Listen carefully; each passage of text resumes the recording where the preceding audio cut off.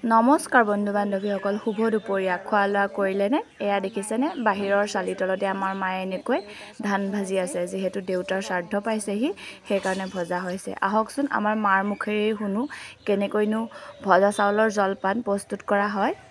এয়া ধান ভাজিছোঁ আমাৰ দেউতাকৰ সকামলৈ। ভজা ধানটো মানে নতুন হ'লে ৩-৪ দিন তিয়ালেই হয়।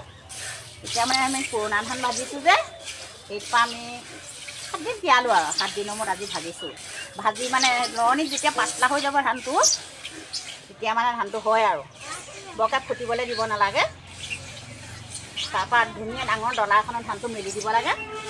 তাৰপৰা চাউল দিব সুন্দৰ, খাবলৈ বৰ ধুনীয়া আকৌ। 4-5 দিন তিয়াই ৰখা বৰা ধানখিনি এনেকৈ টুকি খৰাহিত লৈ লোৱা হয়। তাৰপিছত এনেকৈ ভাজি থকা হয়। ভাজি যেতিয়া পাতলা হৈ যায় ধানটো, অলপ ফুটে, তেতিয়া ধুনীয়াকৈ এখন ডলাত ঠাণ্ডা হ'বলৈ মেলি দিয়া হয়। আমাৰ ফালে এনেকৈ প্ৰস্তুত কৰে, কাৰোবাৰ ফালে বেলেগ নিয়মো থাকিব। মায়ে কৰি থকা দেখি ভাবিলোঁ ময়ো অকণমান কৰি চাওঁ, কিন্তু দেখিবলৈহে সহজ, কৰিবলৈ টান।